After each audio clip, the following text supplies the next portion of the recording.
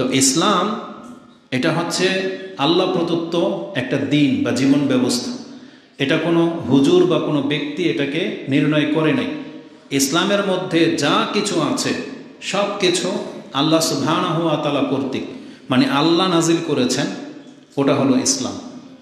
ইসলামের প্রত্যেকটা কাজ আল্লাহ সুবহানাহু ওয়া তাআলার পক্ষ থেকে দিক নির্দেশনা আমাদেরকে দেখানো হয়েছে। মুসলিম হিসেবে আমাদের নিজের ইচ্ছা মতো চলার কোনো অধিকার নাই। কারণ একজন ব্যক্তি যখন নিজেকে মুসলিম হিসেবে পরিচয় দেবে, তার মানে সে যেন এই কথা জেনে এবং মেনেই নিজেকে মুসলিম বলবে। সেটা কি? যখন বলবে যে আমি মুসলিম, তার মানে তাকে তার ইচ্ছাটাকে আল্লাহর কাছে দিয়ে দিতে হবে। তার মানে তার এই প্রাণ, তার এই দেহ এখন আল্লাহর অর্ডার ছাড়া, আল্লাহর ইচ্ছা ছাড়া চলবে না। মানে আল্লাহর কাছে যেন আপনি এই কথা বলতেছেন যে আপনি আমাকে যা আদেশ করবেন আমি তা মেনে নেব, যা বলবেন তা পালন করব। এই কথাটা যারা মেনে নেবে তাদেরকে মুসলিম বলা হয়। যেমন ইব্রাহিম আলাইহিস সালামকে আল্লাহ বলেছিলেন আসলিম, কাল আসলামতু লিরাব্বিল আলামিন, আমি আমার রবের কাছে আত্মসমর্পণ করলাম। তাকে যা বলা হয়েছে তিনি তাই করেছেন। এটার নাম হচ্ছে ইসলাম। মুসলিম ওই চরিত্রের হতে হবে। কিন্তু বর্তমানে আমরা মুখে তো বলি মুসলিম, কিন্তু আমরা অধিকাংশরা ইসলাম পালন করি না। দেখা যাবে যে আমাদের জীবনের মাথা থেকে পা পর্যন্ত বিচার করলে, খুঁজলে দেখা যাবে যে ইসলামের অনেক কিছুই আমরা পালন করি না। শুধুমাত্র মুসলিমদের ঘরে জন্ম হওয়ার কারণে আমরা নিজেদেরকে মুসলিম বলে দাবি করতেছি, কিন্তু ইসলাম আমরা পালন করি না। তো এইভাবে জেনে নাও, ইসলাম পালন ব্যতীত মুসলিম ঘরে জন্ম হলেই নাজাত পাওয়া যাবে না। ইসলাম পালন করতে হবে। আর পৃথিবীতে জন্ম যে কোনো ঘরে হয়ে যেতে পারে। হিন্দুদের ঘরেও হতে পারে, খ্রিস্টানদের ঘরেও হতে পারে, বৌদ্ধ ইহুদিদের ঘরেও হতে পারে।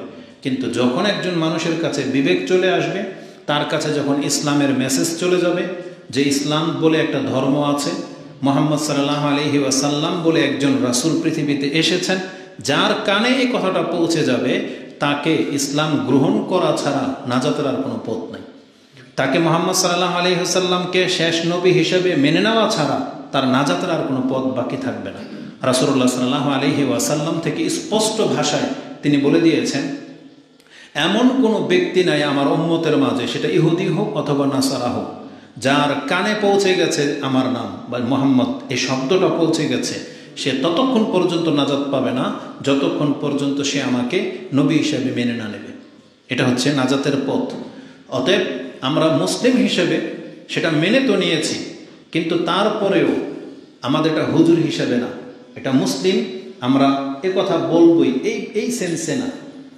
বিষয়টা এখানে দুইটা।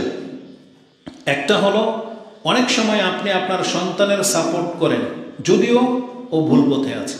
যদি আপনার সন্তান একটা অপরাধ করেছে, আপনার ভাই, আপনার গ্রামবাসী, কিন্তু অন্য গ্রামের সাথে ঝগড়া লাগলে, অন্যের সাথে ঝগড়া লাগলে, তখন আপনি রক্তের টানে, আপন আত্মীয়র টানে ওই হক না হলেও আপনি ওর সাপোর্টে কথা বলেন। এটা হচ্ছে একটা ফিতরত। ফিতরত বলতে এটা মানুষের স্বভাব। মানুষ সবসময় আপন জনের টান টানে। কিন্তু নিষ্ঠাবান ব্যক্তি, বিচারক যারা হবে, তারা কিন্তু টান টানবে না। তারা যেখানে হক সে কথা বলবে। তা আজকে মেম্বরের উপরে দাঁড়িয়েছি ইসলামের পক্ষে কথা বলতে হবে এর জন্য না, বাস্তবিক অর্থেই ইসলাম হক নাকি হক না সেই ভিত্তিতে আপনাকে কথা বলতে হবে, মুসলিমের রূপে না। মানে আমাদের সমাজ মুসলিম, এটা মসজিদ, মেম্বরে দাঁড়িয়েছি, তাই তো ইসলামের কথা বলতেই হবে, ইসলামের কোনো বিধান আপনার পছন্দ হোক বা না হোক, বিষয়টা এমন না। আপনাকে বিবেক দিয়ে ভাবতে হবে যে ইসলাম কতটা সঠিক, এটা বিবেক দিয়ে ভাবতে হবে। আপনার অন্যান্য ধর্মের সাথে ইসলামের বিদ্যাটাকে মিলাতে হবে। বাস্তবিকই ইসলাম শ্রেষ্ঠ কিনা এটা আপনার অন্তরকে মানাইতে হবে, শিক্ষার মাধ্যমে, যুক্তির মাধ্যমে, বিদ্যা বুদ্ধির মাধ্যমে, শুধু জন্মের সূত্রে না। এটাকে আপনাকে জ্ঞান দিয়ে প্রমাণ করতে হবে যে বাস্তবিকই ইসলাম সমস্ত ধর্ম থেকে শ্রেষ্ঠ, সমস্ত ধর্ম থেকে। যদি আপনি মেনে নেন কোরআন আল্লাহর কিতাব, যদি এটা আপনার অন্তর থেকে মেনে নিয়ে থাকেন, তাহলে অন্তর থেকে মানার কারণে আপনি কোরআন থেকে শিক্ষা নিতে হবে যে কোরআন কি বলে। কোরআন যেটা হক বলবে আমি সেটা হক হিসেবে মেনে নেব। তো যদি আপনি কোরআনকে জিজ্ঞেস করেন, মানে আল্লাহকে জিজ্ঞেস করা একই কথা। আল্লাহ ওই কথাগুলো কোরআনে নাজিল করে দিয়েছেন যে তোমার যে প্রশ্ন এটা তুমি জেনে নাও, এটা আমি আল্লাহ আমার কথা। সেটা কি? আল্লাহ সুবহানাহু ওয়া তাআলা ইসলাম সম্পর্কে কি বলতেছেন সেটা আলে ইমরানের কয়েকটা আয়াত আজকের বিষয়বস্তু হবে। তার একটা হলো আল্লাহ বলেছেন ইন্নাদ-দীনা ইনদাল্লাহিল ইসলাম। আল্লাহ যেহেতু সমস্ত মানুষকে সৃষ্টি করেছেন, হিন্দু, বৌদ্ধ, খ্রিস্টান যত মানুষ আছে, আমরা অনেক সময় প্রশ্ন করি হিন্দুদেরকে তো আল্লাহই সৃষ্টি করেছে। বিশেষ করে দেখবেন সমাজের মুরব্বী যারা, তারা এই কথাটা বলে, যারা হয়তো দিন ধর্ম পালন করে না। কিন্তু আপনি যখন বলবেন হিন্দুরা সব জাহান্নামী, খ্রিস্টানরা জাহান্নামী, সে হয়তো এটা মেনে নেয়, কিন্তু এক সময় শয়তান তাকে ধোঁকা দেয়, তো ওদেরকে তো আল্লাহই বানাইছে, তোরা কেন জাহান্নামে যাবে ঢালাওভাবে। অনেক ভালো হিন্দু আছে না, এদেরকে দেখলে এ মুরব্বীর এই কথাটাই বলে যে ওদেরকে আল্লাহই বানিয়েছে। সেই ভিত্তিতে বললাম সমস্ত মানুষকে আল্লাহ সৃষ্টি করেছে, সমস্ত ভাষাগুলো আল্লাহর সৃষ্টি। তারপরেও আল্লাহ সুবহানাহু ওয়া তাআলা নিজে যখন বলতেছেন যে কোনটা প্রাধান্যযোগ্য আল্লাহর কাছ থেকে নিতে হলে, কোরআন বলতেছে ইন্নাদ-দীনা ইনদাল্লাহিল ইসলাম। আল্লাহর কাছে একমাত্র মনোনীত ধর্ম হলো ইসলাম, বাকি অন্য সমস্ত ধর্ম আল্লাহর কাছে গ্রহণযোগ্য হবে না।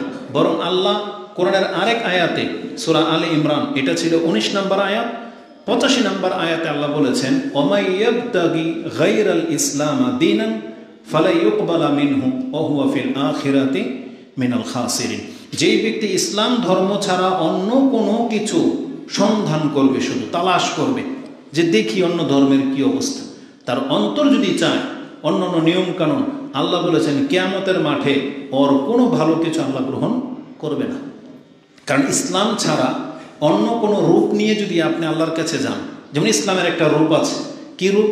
এই যে যেমন আমরা দাড়ি রাখি, টুপি পরি, বা আমাদের পোশাক দেখলে কি মনে হবে? যে কেউ আপনাদের চেহারা লেবাস যেমনই হোক, দেখলে কি মনে হবে? একটা মুসলমান, তাই না? যারা শিখ এদেরকে তো চিনেন, ওদেরও দাড়ি আছে, মোজ বড়, আবার ওদের পাগড়িও করে, কিন্তু আপনি দেখলে বুঝতে পারবেন এটা শিখ ধর্মের। বৌদ্ধদেরকে দেখলে আপনি চিনতে পারেন, হিন্দুদেরকে চিনতে পারেন। মানে প্রত্যেকটা ধর্মের একটা রূপ আছে। কিয়ামতের মাঠে সবাই যখন দাঁড়াবে, আল্লাহ কোন রূপটাকে গ্রহণ করবে? ইসলাম। মানে সেখানে আপনার রূপ যদি মুসলমানের মতো না থাকে, আল্লাহ আপনার কাছ থেকে গ্রহণ করবে না। আপনি যত বড় ভালো ব্যক্তি হয়ে যান না কেন, খ্রিস্টানদের মধ্যে ভালো ব্যক্তি আছে না, ইহুদিদের মধ্যে থাকতে পারে, হিন্দুদের মধ্যে থাকতে পারে, বৌদ্ধদের মধ্যে আছে যারা স্বভাব চরিত্র ভালো, কোনোদিন খারাপ কাজ করে নাই, মানুষের উপকার করেছে, এই ধরনের মানুষ কিন্তু সমাজে আছে অনেক। কিন্তু যারা ইসলাম পালন করে না, আল্লাহর সামনে যখন কাতারবন্দি হয়ে দাঁড়াবে, আল্লাহ তার প্রথম রূপ তলব করবে, এ মুসলিম কি মুসলিম না। সোজা কথা, সে কি ইসলামের রূপ নিয়ে আমার কাছে আসে কিনা, এটা আল্লাহ প্রথম বিচার করবে। যারা মুসলমান না, ইসলাম গ্রহণ করে নাই, তাদের ভালো আর খারাপ কিছুই আল্লাহর কাছে প্রাধান্য পাবে না, আল্লাহ এদেরকে জাহান্নামে ফেলে দেবে, এটা প্রথম বিচার। আর মুসলিমদের মধ্য থেকে যখন মুসলিমের রূপ নিয়ে আল্লাহর কাছে আসবে, তখন আল্লাহ এই রূপগুলোর মধ্যে বিচার করবেন যে মুসলিমের রূপ নিয়েও কেউ কি ভালো কাজ করেছে না মন্দ কাজ করেছে, এটার বিচার হবে। কিন্তু যারা অমুসলিম, তাদের কোনো হিসাব নেই, তাদেরকে আল্লাহ ঢালাওভাবে জাহান্নামে ফেলে দেবে। তো আল্লাহ নিজে বলতেছেন ওমাই ইয়াবতাগি গায়রাল ইসলামি দীনান ফালা ইউকবালা মিনহু ওয়া হুয়া ফিল আখিরাতি মিনাল খাসিরিন। যে ব্যক্তি ইসলাম ধর্ম ছাড়া অন্য কোনো ধর্ম তালাশ করবে, আল্লাহ তার কাছ থেকে কোনোদিন সেটা গ্রহণ করবে না। তো ইসলাম যে নাজাতের পথ, এই সম্পর্কে কোরআন হাদিসে যথেষ্ট কথা আছে। আপনার বিবেক যতটা ধরবে, আমি ততটুকু শুধু কথা বলবো। আসুন আল্লাহ সুবহানাহু ওয়া তাআলা এই সম্পর্কে আমাদেরকে যত কঠোরভাবে সতর্ক করেছেন, তার 2-1টি আয়াত আমি আপনার কাছে তুলে ধরি, যেটা হবে আজকের খুতবার মূল বিষয়। এই সম্পর্কে আয়াতটি সূরা যুখরুফে রয়েছে। সূরা যুখরুফ এটা হচ্ছে 43 নম্বর সূরা। তার আগে সূরা যুখরুফ না, সূরা আল জাসিয়া। সূরা আল জাসিয়া 45 নম্বর সূরার 18 এবং 19, এটা হলো আজকের খুতবার মূল বিষয়। আল্লাহ সুবহানাহু ওয়া তাআলা আমাদের নবী মুহাম্মদ সাল্লাল্লাহু আলাইহি ওয়াসাল্লামকে আদেশ করার মাধ্যমে আমাদেরকে এই শিক্ষা দিয়েছেন যে হে নবী, আপনি এবং পুরো পৃথিবীর মানুষ এটা জেনে যাক, আমি আল্লাহ তাদেরকে যেই আদেশ করব তারা যেন শুধু সেটা মেনে চলে, তারা যেন অন্যের মতাদর্শ, অন্যের চিন্তা ফিকির যেন না মানে। এখন থেকে যখন কোনো ব্যক্তি মুসলিম হবে, কোরআন নাজিল হওয়ার পর থেকে আল্লাহ শুধু এটা চেয়েছেন যে আমি আল্লাহ উপর থেকে যে আদেশ নিষেধ করব, পৃথিবীবাসী যেন সেটা ফলো করে। অন্য কোনো চিন্তা, অন্য কোনো ব্যক্তির দার্শনিকের শরণাপন্ন যেন না হয়। এটা ছিল আল্লাহ সুবহানাহু ওয়া তাআলার চূড়ান্ত ফয়সালা। এই কথাটা আল্লাহ সুবহানাহু ওয়া তাআলা বলতেছেন, ইহুদি নাসারাদের পরে আমি কোরআন নাজিল করে দিয়ে আপনাকে যে আদেশ করব, এটাই এখন শুধুমাত্র আপনি মানবেন, অন্য কোনো কিছু না। সেই আয়াতটা এভাবে আছে, আল্লাহ বলেছেন, সুম্মা জাআলনাকা আলা শারিয়াতিম মিনাল আমরি ফাত্তাবিহা। হে নবী, আমি আপনাকে একটা শরীয়তের উপরে এনে দাঁড় করিয়েছি, মানে আপনাকে একটা শরীয়ত দিয়েছি, শরীয়ত মোতাবেক চলতে হবে। আমরা বলি না শরীয়ত, তবে আমাদের সমাজে 4টা শব্দ আছে, শরীয়ত, মারেফত, তরিকত আর হাকিকত। এগুলো আপনাদেরকে বিভিন্নভাবে বোঝায়। বিশেষ করে যারা পীর মুরিদের সাথে জড়িত তারা এই শব্দগুলো ব্যবহার করে। তাদের কাছে শরীয়ত আলাদা, মারেফত আলাদা, তরিকত আলাদা, হাকিকত আলাদা। কিন্তু জেনে নেন এই সবগুলো এই শরীয়তেরই কথা। শরীয়ত মানলেই এই সবগুলো পূর্ণ হয়ে যাবে। কারণ শরীয়ত মানা ছাড়া কোনো ব্যক্তির তরিকত সঠিক হইল না, আর কোনো ব্যক্তি যদি সঠিক তরিকায় না থাকে তার কোনো দিন মারেফত হবে না, আর যার মারেফতে হবে না তার কোনো দিন হাকিকত হবে না। কিন্তু তারা কথাটাকে ভিন্নভাবে বুঝায় কি? হাকিকত হলো তাদের কাছে যে মানুষ এক পর্যায়ে এমন আল্লাহওয়ালা হয়ে যায়, সে চোখ বন্ধ করে পুরো পৃথিবী দেখতে পায়, গোপন ভেদ তার কাছে খুলে যায়। আপনি তার কাছে আসলে আপনাকে দেখেই বলে দিবে আপনার কি সমস্যা। তারা এটাকে হাকিকত বলে। তারা নাকি সরাসরি আল্লাহকে দেখতে পায়, অনেক কত কিছু বলে। হাকিকত হয়ে গেলে তাদের নাকি নামাজ রোজাও লাগে না। এই ধরনের কথাগুলো শুধু ভণ্ডারা বলে। কারা বলে? শুধু ভণ্ডারা বলে। আল্লাহ আমাদেরকে ওইভাবে ভাগ করে নেই। আল্লাহ আমাদেরকে একটা আদেশ করেছে, সেটা কি? শরীয়ত মোতাবেক চলতে হবে। শরীয়ত মানে ইসলাম।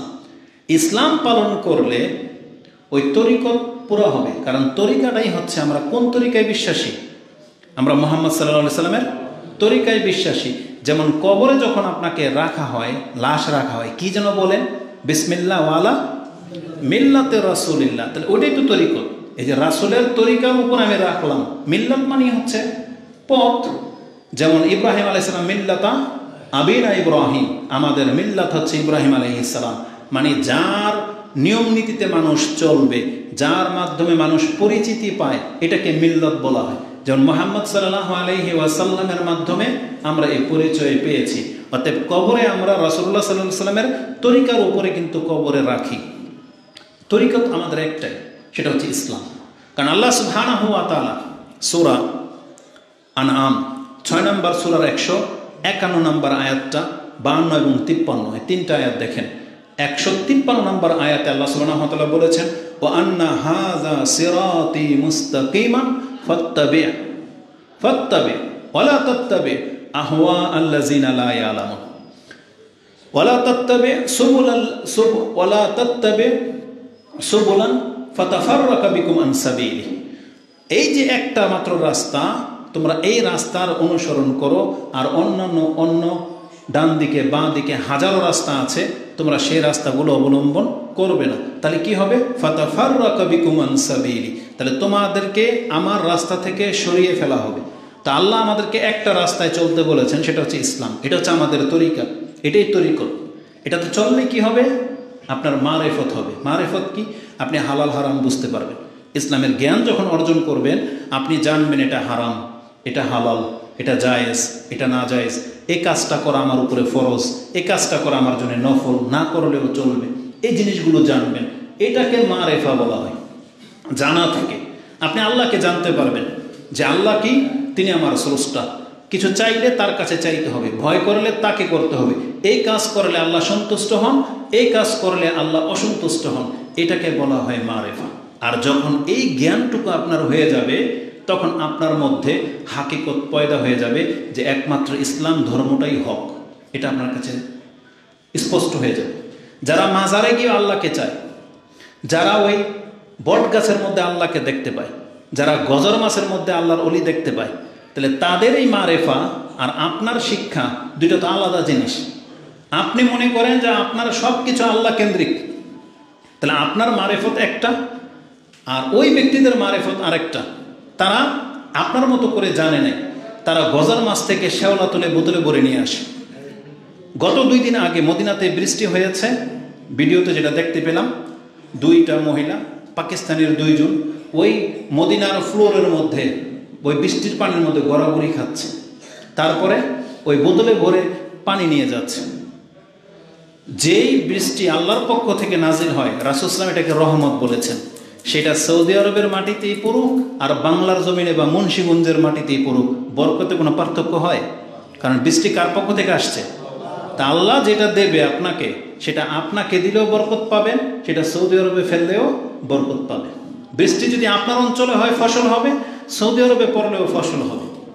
কিন্তু মদিনার মাটিতে পড়ার কারণে সেই বৃষ্টির পানি আর বরকত বেড়ে যায় না, কারণ ওখানে তো মাটির উপরে পড়ে নাই, ওখানে তো টাইলস লাগানো, এই টাইলসে লাগানো আছে, তো দামি টাইলস হয়তো, তাহলে দামি টাইলসের উপর বৃষ্টির পানি পড়লে বরকতময় হয়ে যায় না। যদি এমন হতো যে রাসূলুল্লাহ সাল্লাল্লাহু আলাইহি ওয়াসাল্লামের দেহের উপরে সেই পানিটা পড়েছে আর সেই দেহ থেকে আপনি নিয়ে আসলেন, তাইলে বুঝতাম যে হ্যাঁ আপনি বরকত হাসিল করলেন, কারণ রাসূল সাল্লামের দেহটা হচ্ছে বরকতময়, তার দেহের ঘাম পর্যন্ত বরকতময়। কিন্তু আপনি মদিনার মাটি থেকে নিয়ে পানি নিয়ে আসলেন কেন? বরকতের জন্য। কিন্তু এই বরকত ইসলাম আমাদেরকে শিখায় না। তাহলে তার মারেফত আর আমাদের মারেফতের মধ্যে পার্থক্য আছে।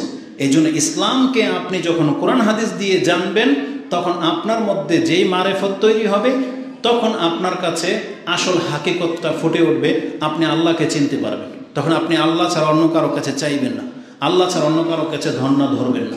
আপনি যখন বুঝে যাবেন আল্লাহর সাথে আপনার সম্পর্কটা কি, তখন আপনি সঠিক ইসলামের উপরে চলতে পারবেন। এটাই হচ্ছে মূলত হাকিকত। হাকিকত মানে হচ্ছে সত্যটা জেনে নেওয়া। কিন্তু এই শব্দগুলোকে মাজারওয়ালারা, পীরওয়ালারা তারা এটাকে ভিন্ন অর্থে ব্যাখ্যা করে।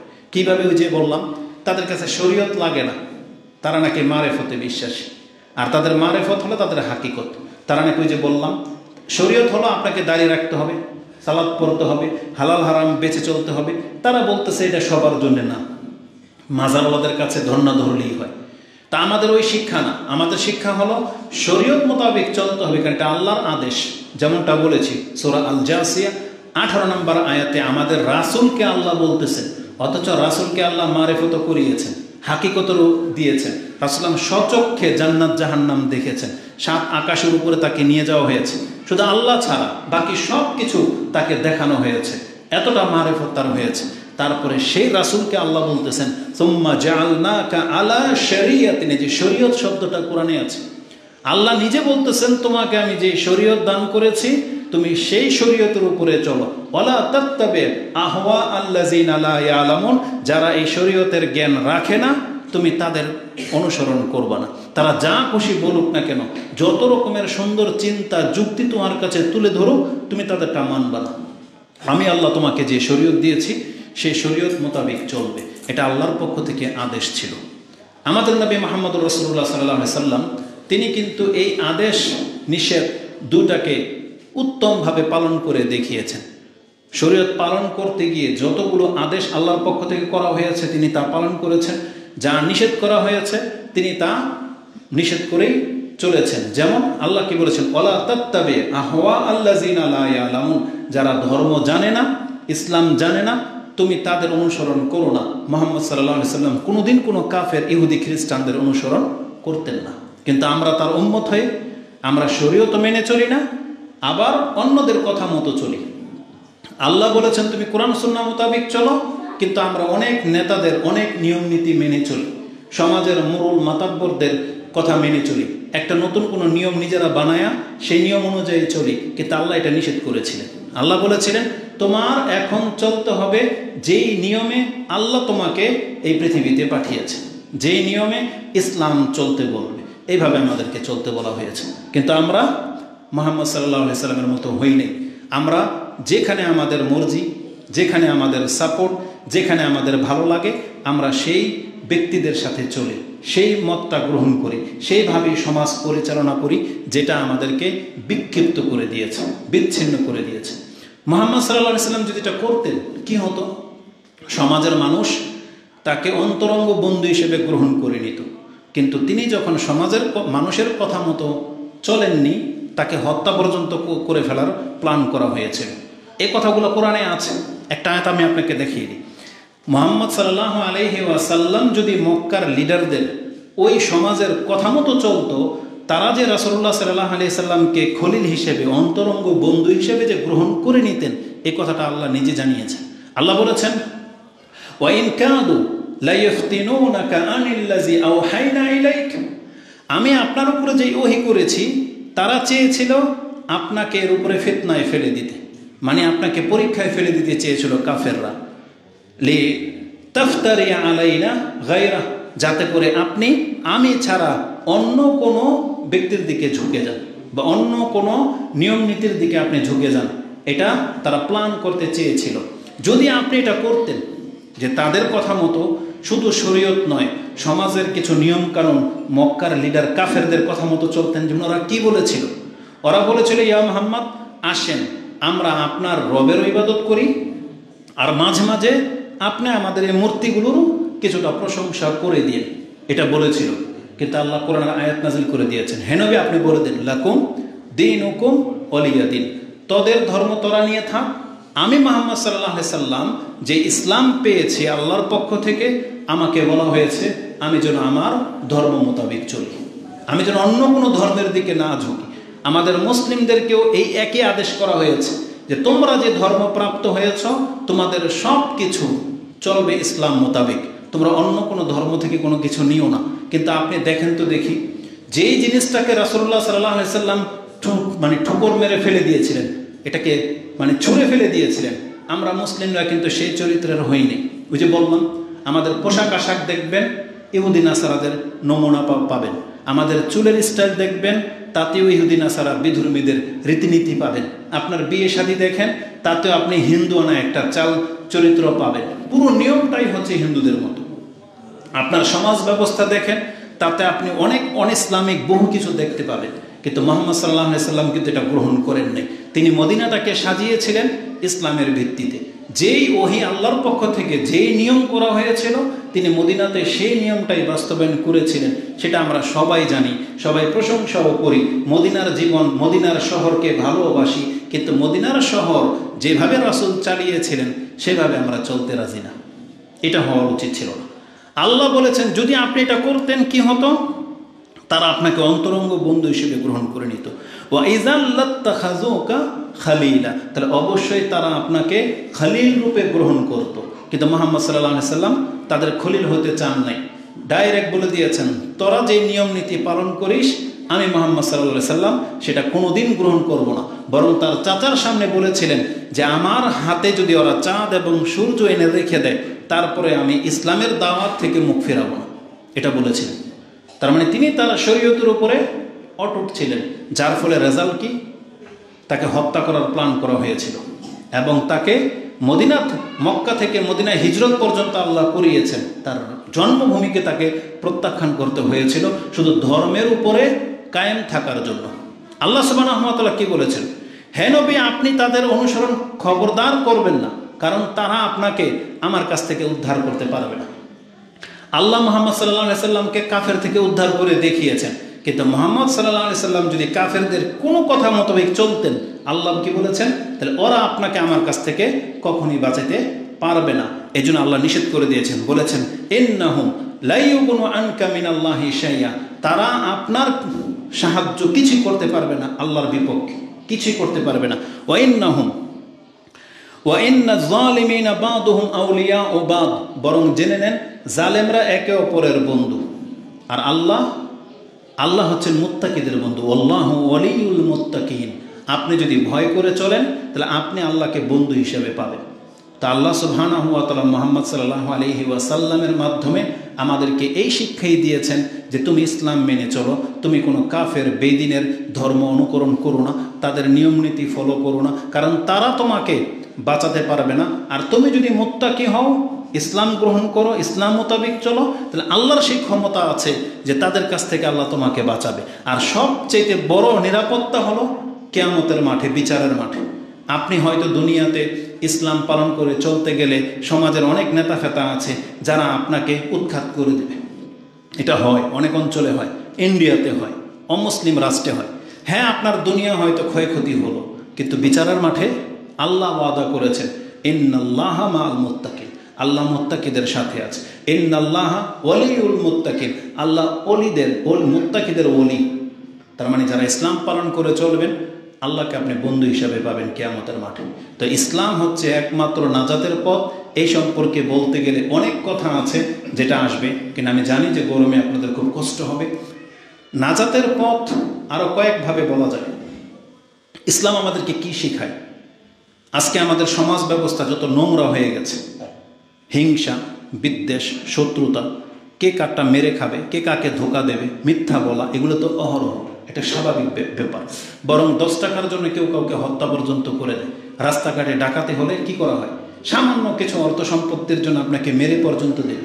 এসে আপনাকে এটা আঘাত করবে, প্রথম আপনাকে রক্ত ঝরাবে, তারপরে আপনার কাছ থেকে যা আসে সেটা চাইবে, তারপরে এইভাবে ছিনিয়ে নিয়ে যাবে। এটা কোন সমাজে হয়? যে সমাজে ইসলাম চলে না। কারণ ইসলাম আসার আগে মক্কার অবস্থাটা ঠিক এমনটাই ছিল। সেখানে মানুষের জীবনের কোনো নিরাপত্তা ছিল না, সম্মানের কোনো নিরাপত্তা ছিল না। অন্যকে ছোট করা, অন্যকে খাটো করা, এগুলো ছিল জাহিলিয়াতের যুগের লোকের কাজ।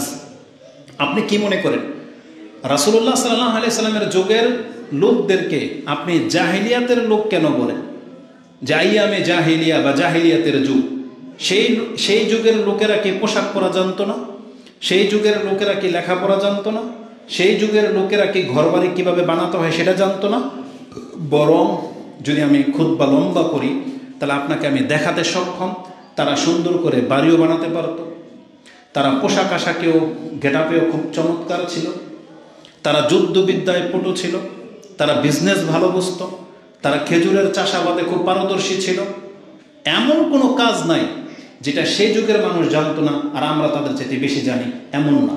বরং তাদের যুগের মধ্যে বিচক্ষণ লোক বেশি ছিল, তারপরেও আল্লাহ তাদেরকে মূর্খ বলেছে। তারা টাকার থলে হাতে নিয়ে বলে দিতে পারত এখানে কতগুলো দিরহাম আছে। তারা গোবর, ওই উটের পায়খানার মধ্যে খেজুরের বিচি দেখে বলে দিতে পারত এটা উট কোন অঞ্চলের উট, এটা মদিনার লোক না মক্কার লোক। খেজুরের বিচি দেখে চিনে ফেলতে পারত।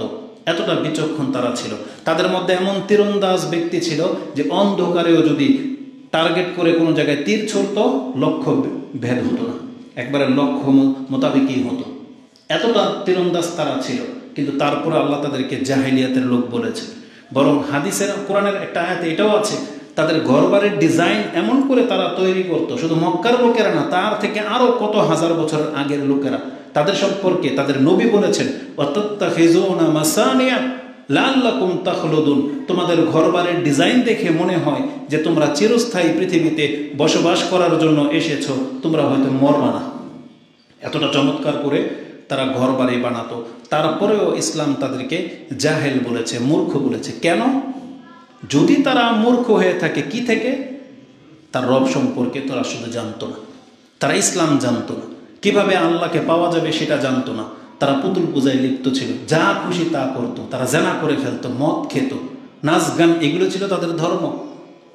সেই জাতিটাকে আল্লাহ ইসলাম দিয়ে হেদায়েত করতে চেয়েছেন। আমাদের অবস্থাও তাই। আমাদের ঘরে কোরআন আছে কিন্তু আপনি পড়তে পারেন না।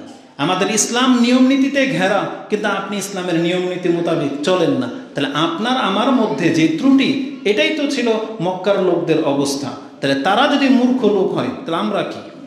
আমরাও ইসলাম পাওয়ার পরেও মূর্খ। এই জন্য এই কথাগুলো বলতে গেলে অনেক লম্বা হয়ে যাবে। ইসলাম আমাদেরকে নাজাতের পথ দেখায়। এক তো হচ্ছে এটা নাজাতের পথ, মানে জাহান্নাম থেকে বাঁচবেন। আরেক নাজাত হলো দুনিয়াতে আপনি কিভাবে নিজের জান, মাল, ইজ্জত রক্ষা করবেন, সেটা ইসলাম শেখায়, এই দিন শেখায়। ইসলাম আমাদেরকে শিখিয়েছে একে অপরের সম্পদ অন্যায়ভাবে খাওয়া যাবে না।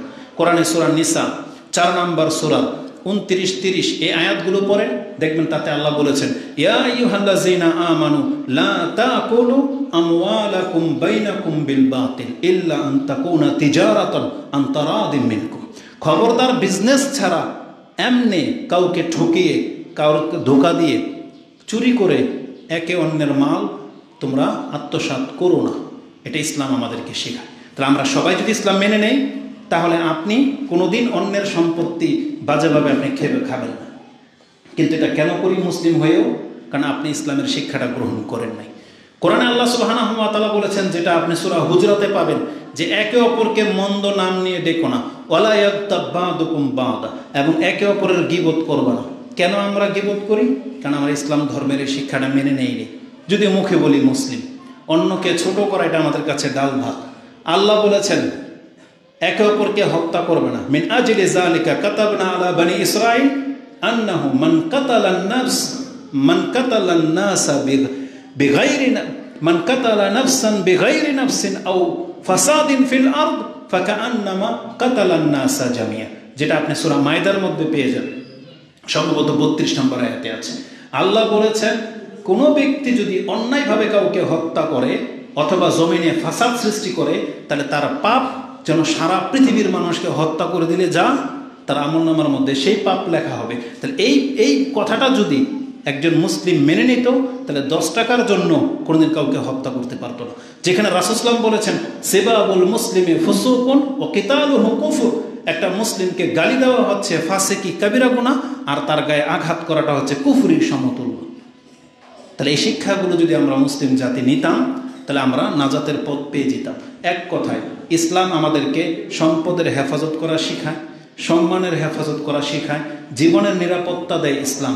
কিন্তু এগুলো কেন আজকে সব নষ্ট হয়ে গেল? কারণ আমরা ইসলাম মোতাবিক চলি না।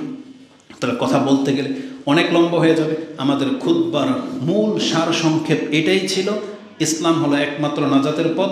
ইসলাম শিখলে মানলে কি পাবেন? আপনি এককভাবে আল্লাহর বান্দা হতে পারবেন। কিন্তু ইসলামকে ছেড়ে দেওয়ার কারণে আপনি আল্লাহ সবচেয়ে শক্তিশালী এটা জানার পরেও আপনার আল্লাহর ওলির প্রয়োজন পড়ে। আল্লাহকে ডাকলেই পাওয়া যায়, এটা ইসলাম আমাদেরকে শিখিয়েছে। কিন্তু আপনি না জানার কারণে কি মনে হয় আপনি আল্লাহকে পাওয়ার জন্য বিভিন্ন মাজারেও ঘুরেন। এটা উচিত না। বরং রাসূলুল্লাহ সাল্লাল্লাহু আলাইহি ওয়াসাল্লাম আমাদেরকে শিক্ষা দিয়েছেন যে যত বেশি সেজদা করবে সে আল্লাহর তত নিকটে পৌঁছে যায়। এটা তো শিখিয়েছেন। রাসূল তো আমাদেরকে বলে নাই যে বিভিন্ন মাজারে গিয়ে তুমি ভিজিট করো, এটা তো শেখায় নেই। বলছে তুমি সেজদায় পড়ে যাও, সালাতে দাঁড়াও।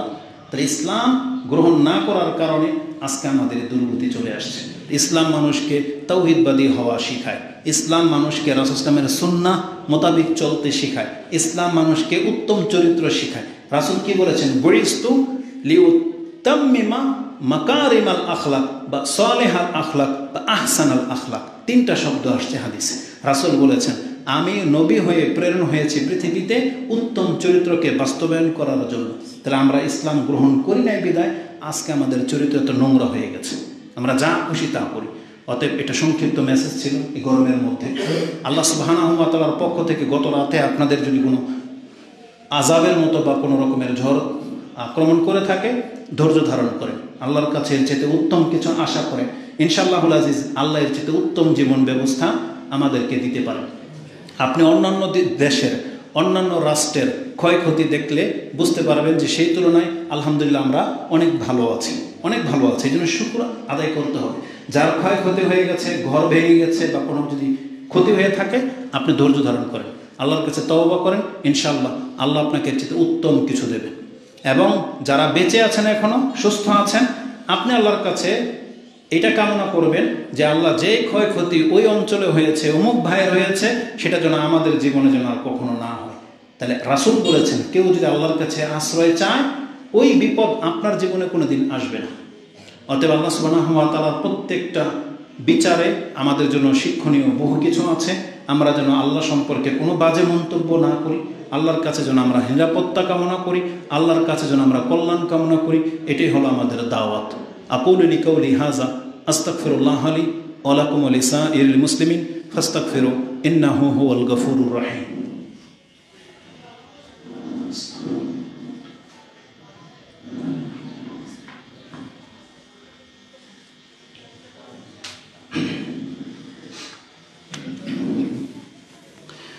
আলহামদুলিল্লাহ রাব্বিল আলামিন, আসসালাতু ওয়াসসালামু আলা আশরাফিল আম্বিয়া ওয়াল মুরসালিন নবিয়িনা মুহাম্মাদিন ওয়া আলা আলিহি ওয়া সাহবিহি আজমাইন ওয়া বা'দ।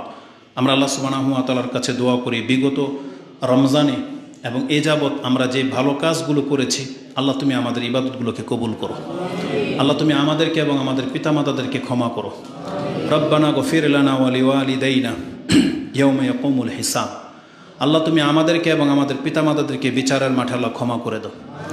এবং এই দুনিয়াতে আল্লাহ যেই বালা মুসিবতগুলো একের পর এক প্রকাশ পাচ্ছে, আল্লাহ তুমি আমাদেরকে এই বালা মুসিবত থেকে হেফাজত করো। আমাদের মধ্যে যারা ইন্তেকাল করেছে আল্লাহ তাদের উপরে তুমি রহম করো। তাদেরকে ক্ষমা করো, তাদেরকে আল্লাহ তুমি জান্নাতবাসী করো। এবং আমাদের প্রত্যেকের পিতামাতার কবরকে, যারা মৃত তাদের কবরকে আল্লাহ তুমি আলোতে আলোকিত করে দাও। তাদের কবরগুলোকে আল্লাহ তুমি জান্নাতের বাগানে পরিণত করে দাও। এবং তোমার পক্ষ থেকে যে ক্ষমার ওয়াদা রয়েছে আল্লাহ তুমি আমাদেরকে এবং তাদেরকে ক্ষমা করো ইয়া রাব্বাল আলামিন। এই খুতবার উপরে ভিত্তি করে আজকে আপনাদের কাছে হয়তো উপঢৌকন পাঠানো হবে। আমাদের এক ভাইয়ের কোনো এক আত্মীয় ইন্তেকাল করেছেন, তার সেই সুবাদে দোয়াও চেয়েছেন, আপনাদের কাছে দোয়াও প্রার্থনা। আপনাদের অনেকে আত্মীয় স্বজন মারা গেছে যারা আমাদের কাছে দোয়া চান। আমার আম্মা মারা গেছে। আমরা সবার এই মৃত দেহের আত্মার জন্য আমরা আল্লাহর কাছে ক্ষমা চাই। এটা আমাদের দায়িত্ব, প্রত্যেকের দায়িত্ব। নিজের পিতামাতার জন্য আপনি ক্ষমা চাইবেন। আপনি আল্লাহর কাছে বলবেন, আল্লাহুম্মা গফিরলি ওয়ালিওয়ালিদাইয়া ইয়াউমা ইয়াকুমুল হিসাব। আল্লাহ তুমি আমাকে এবং আমার পিতামাতাকে বিচারের মাঠে ক্ষমা করে দিও। এই দোয়াটা সব থেকে বেশি করবেন। রাব্বিরহামহুমা কামা রাব্বায়ানি সাগীরা, এটা করবেন। এবং সর্বোপরি আমরা আল্লাহ সুবহানাহু ওয়া তাআলার কাছে দোয়া করি, রাব্বানা আতিনা ফিদ দুনিয়া হাসানা ওয়া ফিল আখিরাতি হাসানা ওয়া কিনা আযাবান্নার। আল্লাহ আমাদের মধ্যে যারা অসুস্থ আছে তাদেরকে তুমি সুস্থতা দান করো, যারা অভাবী আছে আল্লাহ তাদেরকে তুমি সচ্ছলতা দান করো, যারা বিভিন্ন রকমের বিপর্যস্ত জীবনে আছে তাদের জীবনকে আল্লাহ তুমি সহজ করে দাও, এবং যারা যে কোনো পেরেশানিতে আছে আল্লাহ তুমি তাদের পেরেশানিগুলোকে দূর করে দাও, এবং আমাদেরকে একে অপরের মুসলিম ভাই ভাই হয়ে বেঁচে থাকার তৌফিক দান করো, এবং যে কোনো ফিতনা বিপর্যয় থেকে আমাদের এই অঞ্চলকে আল্লাহ তুমি হেফাজত করো। তুমি আমাদেরকে যদি বৃষ্টি দাও আল্লাহ আমাদেরকে কল্যাণকর বৃষ্টি দান করো। আল্লাহুম্মা আগিসনা, আল্লাহ তুমি আমাদেরকে বৃষ্টি দান করো। আল্লাহুম্মা আগিসনা, আল্লাহুম্মা আগিসনা মুগীসান মারিয়ান নাঈমান ইয়া রাব্বাল আলামিন গায়রা দাররিন আজিলান ওয়ালা আজিলা ইয়া হাইয়্যু ইয়া কাইয়্যুম। আল্লাহ সুবহানাহু ওয়া তাআলার কাছে যখনই চাইবেন আপনি বৃষ্টি, কল্যাণকর বৃষ্টি চাইবেন, যাতে ঝড় তুফান যেন আমাদের ক্ষয়ক্ষতি না করে। সুবহানাকাল্লাহুম্মা রাব্বানা ওয়া বিহামদিকা আশহাদু আল্লা ইলাহা ইল্লা আনতা আস্তাগফিরুকা ওয়া আতুবু ইলাইক। আসসালামু আলাইকুম ওয়া রাহমাতুল্লাহি ওয়া বারাকাতুহু।